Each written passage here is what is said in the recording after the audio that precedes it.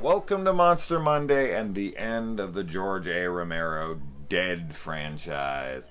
Survival of the Dead. For all of those people who told me that this was worse than Diary of the Dead, you guys are fucking crazy. Diary of the Dead's like unwatchable to me. Like, if you remember my review on that, I was almost angry at how much I hated the movie. Like, how bad I actually thought the movie was. This one I actually found to be pretty watchable. I thought it was fine. I thought it was, is it on par with Land or Day or Dawn or Night? No, God, no. No, not for me. I have some friends who love it. And I could see the appeal of this one. I like this one. I do. And I do see the appeal. The hate that it gets, I can get that too. I don't get that people think this is worse than Diary. That I don't get. But I do understand why people wouldn't like this because the quality of it is not on par. It feels cheap. I think that's one of the biggest issues with the movie is that I think, towards the end of Romero's career, he probably wasn't getting budgets thrown at him. I'm sure Land of the Dead didn't do that well. And then Diary probably, who knows, I don't know if it did well. So he probably was getting less and less budgets. Or maybe he just thought like, oh, I can finance this independently and do it however I want. Or I don't know what the behind the scenes story is. But it just feels cheap. The movie feels cheap. And I do think that hurts the film for sure. I did like a good amount of characters. So the opening characters in this, the characters in this movie are some of the characters from Diary of the Dead. So this is actually the first technical sequel in this franchise, where we have returning cast members. And it was funny because when I threw on the DVD, they had a ad for the upcoming live action adaptation of Walking Dead for AMC. I thought that was kind of cool. It didn't even show any footage or anything. It was like Frank Darabont just kind of talking about his vision for it and all this. I was like, oh, whoa, that's pretty cool. Speaking of which, we're getting 3 Walking Dead show episodes. Like 3 different Walking Dead shows start or end in October of this year. That's crazy to me. October 4th, Episode 16, Season 10, Walking Dead. Same day, freaking Walking Dead World Beyond. And then 1 week later, Season 6 of Fear the Walking Dead. So that's pretty wild. I know a lot of people are Walking Dead haters. I think you guys are crazy. Season 9 and 10 were fantastic. Yes, Season 8 was not good. I will agree. But, when they brought on the new showrunner, who is going to be taking over the Daryl Carroll spin-off show, I'm very much looking forward to that because the new showrunner chick is fucking awesome. She has saved that show. Anyway, I'm not here to try to sell you on Walking Dead, but watch it. Watch it again. Come on, guys. Seriously. Anyways, moving on. I think another thing that sets a really bad tone for this movie is the CG blood and gore in the opening. And there's a decent amount of it throughout the rest, but it's like really prominent and really on display and really in your face in the opening of this movie. Like a guy's head gets shot and like just the top of his head falls into his throat and like all the rest of his head is missing, but it's like bad CG. Then other guys get shot and like CG blood comes out and you're just like, dude, please don't do that. Don't put not in a Romero zombie film. Are you fucking kidding me? I mean, the thing that people love about Romero zombies movies more than anything is the practical gore effects. That's like a staple in the franchise. That's why people hated the Thing prequel so much. Was because it's not a bad movie. It's actually a pretty good movie. But people were such fans. Like one of the most beloved things about John Carpenter's The Thing is the Rob Bottin freaking practical effects, right? And then the Thing prequel comes and does them practical. And the studio is like, nah, we're just gonna cover those with CG. fucking assholes. Fucking assholes. But you just don't do it, man. You don't do it in a franchise that prides itself on its practical effects. You don't put a bunch of shitty CG into it. Or any CG, but especially horrible, obvious. Like, no one, when they were making this, looked at that and went, that looks really good. Oh my god, I couldn't have done that practically. Like, wow, that blows my mind. Like, don't put it in here. Such a bad decision. So, that's a shame, and I totally understand why people would dislike that. So now, the soldiers are trying to get themselves to Plum Island. We've got two actors from Saw 6 in this. You've got Agent Perez, who plays Tomboy in this movie, who likes to masturbate in front of guys, but then kind of gives them shit when they come onto her. Like, if you're gonna come in front of guys, expect them to come onto you. Like, that was just weird to me. She's just sitting there jacking herself off, like, with every guy, like, sitting around. And then, like, and then, here's the thing, too. Like, this is so fucking funny. Like, if people don't see the difference between how things are for men versus how they are for women, or how it's perceived, they're just purposely blinding themselves to the situation.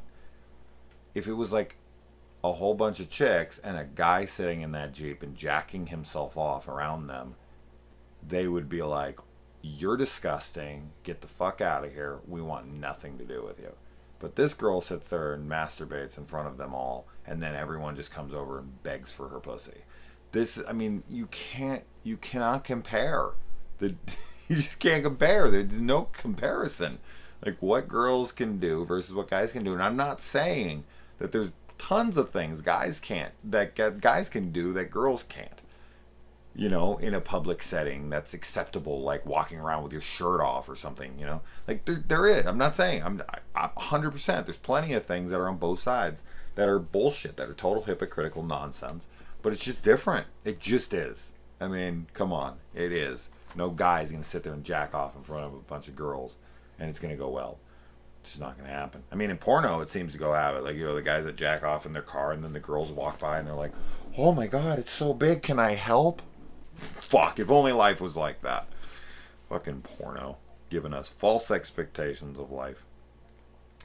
And then, so this movie's like, takes place a month after the zombie apocalypse. Although, in the movie, when it says, like, I don't understand the timeline of this movie, because when it starts, it talks about how there's like X amount of people that die per month, X amount of people who die per day, and X amount of people who die per hour. So, how are you coming up with numbers like X amount per month if at the longest, like at the latest period of time in this film, when they get to Plum Island, is only 4 weeks after the first zombie, like the zombie outbreak, when it was, you know, documented. Like, that makes no sense to me. I don't know how they came up with those projections. I guess it's just projections, but it made it seem like this is what they were experiencing. Maybe that narration was from after this film, like after the film took place. Maybe this was in the future. I don't know. But when he was saying per month, and then it was like 6 days after the zombie apocalypse, and then it flips to like 3 weeks later, and I'm like, so it's only been a month? When did this voiceover take place? I'm confused. What's going on right now? But whatever. Maybe someone can explain that one to me. I'm completely confused. Now this kind of plays out like, and I've never seen this show, so I think this is what this is about. The Hatfields and McCoys, that like Bill Pullman, Kevin Costner, isn't that who's in it? Bill Pullman, no, Bill Paxton, yeah, Paxton and Costner, right? That's who the two Hatfield and McCoy guys are, and it's like two families, like Western families that are like, you know, in a disagreement. They're fighting over land. Is that what that show's about? I think that's what that show's about. But whatever, that's what this is. Regardless if I was right on that, whatever I was saying there is the truth. This is like two families that live on an island. They're like the prominent families of the island, and they're fighting over whether or not the people who are dead are actually dead. And I think that this is a great premise. I think that this makes a lot of sense. I do think that in a zombie apocalyptic world, there would be that morality argument. There would be this, well, they're still walking around, they're alive to me, someone's going to come up with a cure. And then if you don't think that would happen, if you don't think that would happen, you have not been paying attention to the human race. I mean, everything is politicized. You name a topic that you would think would never become a political issue, and it pretty much has become one, or is going to become one. Just the shit we fight about to this day. And of course, we're not paying attention to we're not paying attention almost at all to things that really matter. We're focusing on things that are like social issues, like nothing that's like, world altering. Nothing that's like we need to save the planet or anything like that. Like everything is like the things we fight about that keep us on separate sides of each other are really not that big of issues. Really. When you really think about them, it's like, is this really going to affect the entire world? Like, is this going to make us all better? Fuck no. These are stupid little things that we fight about. It's all about like our version of it in our head. Whatever. Moving on. All I'm saying is that if you don't think that this would be a huge thing in a zombie apocalypse, you're fucking out of your mind. Absolutely, there'd be the people out there, with the signs and protecting the zombies. These are people, zombie lives matter, whatever. 100% this would take place. And especially like these people, they're on a small island. They all know each other. Everyone is acquaintances or knows each other better than that. And so like everyone on the island is family or friend. And so here's a bunch of people in their own community. This is their community. This isn't just the fucking streets of, Denver or LA or some big city.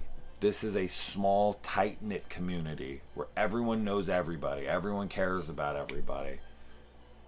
And these people have something going on with them. It's only been like a month, so they don't really know what's going on. But some of them are acting semi-human. I mean, you got a zombie on a horse throughout this movie, just like running around aimlessly. And that suggests like maybe there's something in there. Maybe there's something to this, and they're fighting over this. This is what the whole fight is about. Between Muldoon and the other family, and it's just like they're going back and forth at each other, and I love that. I don't think that's explored anywhere near enough in this film. I really wish that would have been the focus of the film, and I really do wish that they wouldn't have went as silly with this, because there's a difference between the silliness of this movie and the silliness of like Dawn of the Dead. Yeah, Dawn of the Dead features some like pies in the face. Okay, I'll give you that. But these are guys like letting off steam.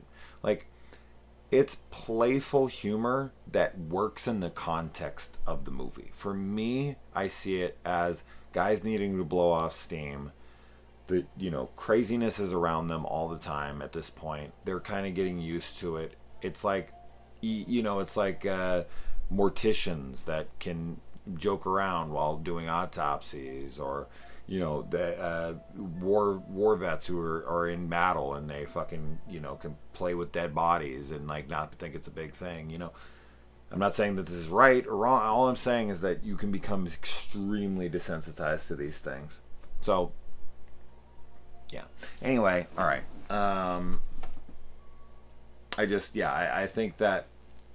I think like the whole comedy angle of the movie, it's too cartoony at times. Like, for instance, there's a scene where a guy throws a fucking grenade, and maybe I missed something with his grenade, but it's a regular grenade, right? I didn't miss anything with that. Maybe I'm crazy, but whatever. He throws this grenade, and it blows the doors and the walls off of this like shack. And the guys that are hiding behind the walls in the shack are still standing there, and there's like, soot or whatever on their face from the blast, and the walls are missing, and they're all like, what was that? What? How? What? No. No, if a fucking grenade blew up and it blew the doors and everything off of where you're standing, you'd be dead. That wood and everything wouldn't just disintegrate to dust and then leave ash on your face. It would knock you backwards and you'd have splinters in your eyeballs and in your freaking everywhere. I mean, that scene right there for me was like, oh, what are you doing, George? No, no, no, no, no. You're making it cartoony. You're making it slapsticky. Like, there's humor in the other films, but not like that. That's silly shit. That's Looney Tunes shit, literally. Like, that's the kind of stuff you see in a Looney Tunes movie or something. Just a Looney Tunes show, if you would. Anyway. And there's a talk show on TV running, and they're making jokes about zombies, and interesting. I'm not saying that wouldn't be a thing. I do think that'd be a thing.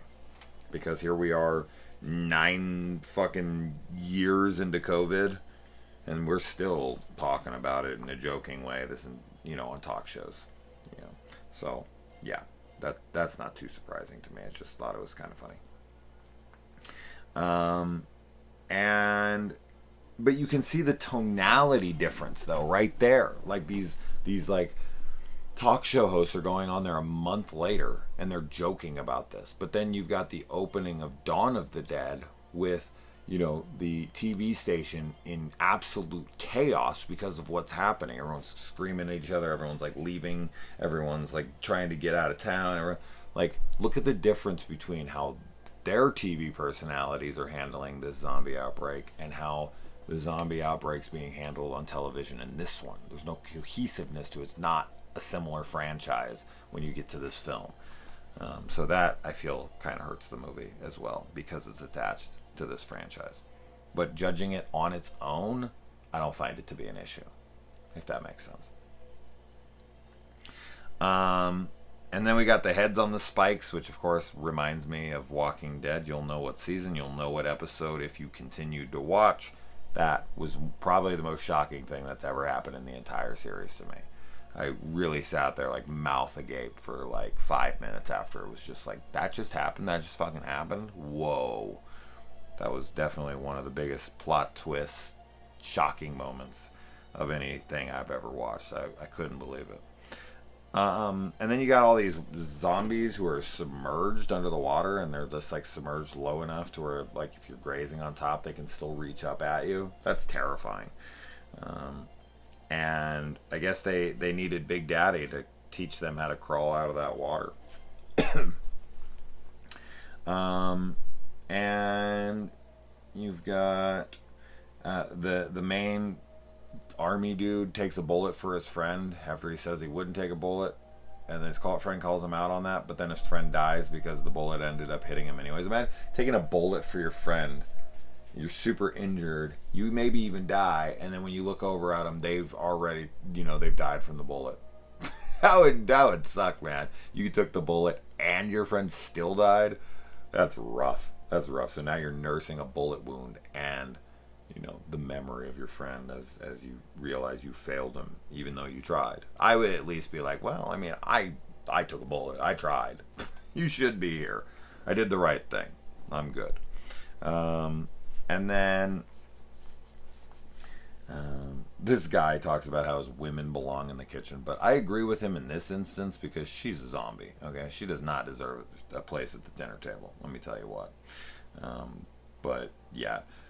Tomboy did not take too kindly to that conversation, and nor should she. And then you've got, I guess, okay, so Muldoon is just trying to prove his point. Like, if this chick bites into her horse, you're wrong. If she doesn't, I was wrong. Whatever. And that doesn't really play for anything. Then something happens and all the zombies get loose and they start killing everybody, and the gore is good. Some CG, some practical, some of it looks good, some of it doesn't look good. And then there's some like moments where Muldoon shoots the dad in the back as he's trying to like go talk to his daughter, and then the daughter gets herself bit because she's trying to like talk to her identical twin sister.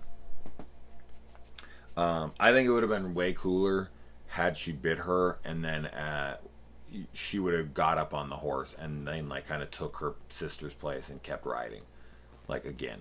Like I thought that's definitely where that was heading, but no. Like zombies just attack a horse and rip them apart, and it's kind of pointless. I don't know. That would have been cooler to me. Like she took her sister's place, but no. And then Muldoon comes up and, or not Muldoon, the other dad comes up and shoots his daughter in the head before she can tell the guys that she bit, the sister bit the horse. This piece of information to me seems extremely pointless. Like I think it's played for like a plot twist.